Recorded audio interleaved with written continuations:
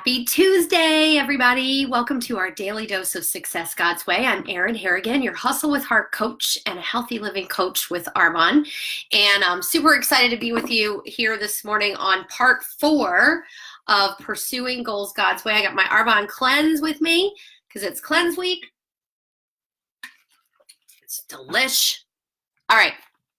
So we've been talking the last few days about pursuing goals God's way, really, and we've been in the story of David and Goliath. So the story continues today with a course of action, and here's where sometimes as God-centered entrepreneurs we get caught up in we want to pursue things God's way, and we want to make sure we're doing things the way he wants us to and gaining his insight, but then when it comes to taking action, sometimes we get stuck.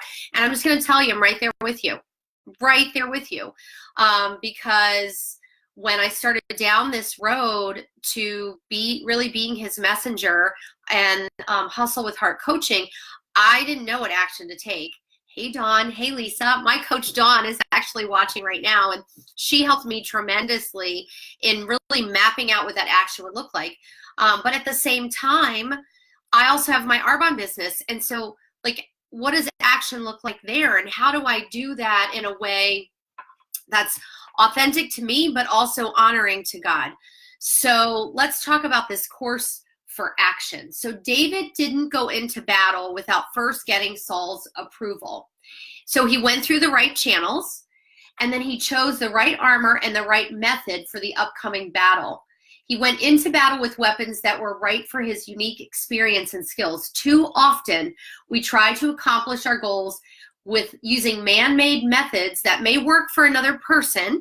So you may be looking around, we talked about coveting on Sunday, and going, well, they're doing it this way and they're doing it this way. Shouldn't it work? But which are totally unsuited for our abilities and talents. Trust God to reveal to you his method in pursuing your success. So for me personally, I know what God's method for my success in my Arbonne business is. It does incorporate the system for success that we're taught. And I knew that I had to tweak that a little bit for me to be aligned to his call on my life.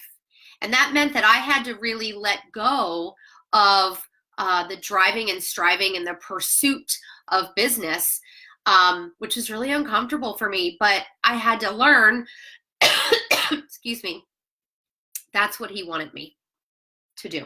So in 1 Samuel 17:38 through 40, this is what it says. So Saul clothed David with his armor, and he put a bronze helmet on his head. He clothed him with a coat of mail.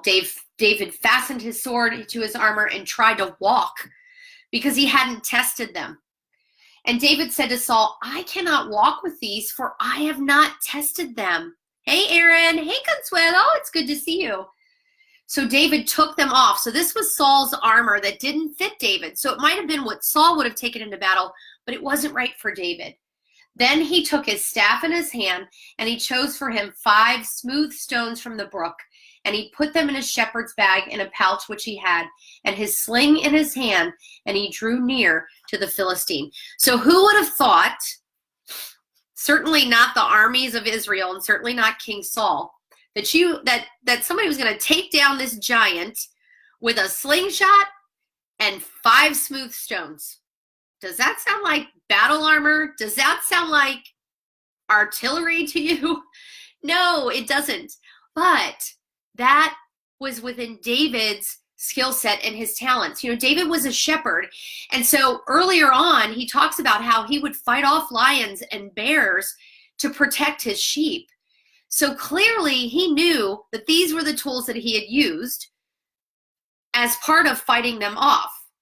Now we don't have the whole story of how he fought them off, but the point is he knew the tools that worked for him. And more importantly, he knew that this was God's fight, and this was God guiding him to take on this battle. So what course of action is right for you?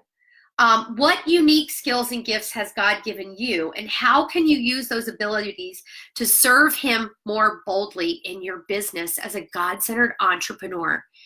And I promise you, if you're spending consistent time in the Word, consistent time with the Lord daily, you will get to know what his path and his course of action and his pattern of success is for you. But you've got to take time to really sink in. So I do want to tell you, there is a fantastic meditation that you can find through the YouVersion Bible app called Encounter. I think it's encounter.org. But it does a meditation, a 15-minute meditation on the daily verse. And let me tell you guys something. First of all, it's so relaxing. It really helps you get centered on the Lord and his word, but it really helps you get centered for the day.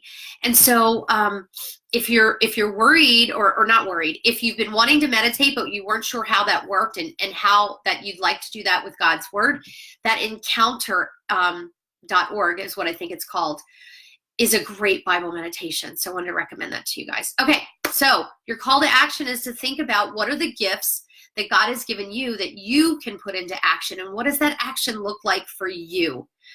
And I'd love for you to just, again, tag your friends, like these posts if you're finding them valuable. Head on over to the Success God's Way community. Make sure you get added to that, because that's where I do my weekly dose live. And again, if there's anyone, maybe it's you, that feels like you need a little clarity around this, how do I pursue Success God's Way? I'd love to schedule 30 minutes to chat with you about that and see if I am the right fit for you, and vice versa, for some coaching. So I'll thank you, Dawn. Thank you so much for your feedback. She is awesome, by the way. And I just appreciate her so much. So thank you guys for tuning in to our Daily Dose Live. And we'll be back tomorrow with part 5, I think it is. Yeah, part 5 of pursuing success goals, pursuing God's goals. And we're going to get deeper into that whole action. All right, see ya.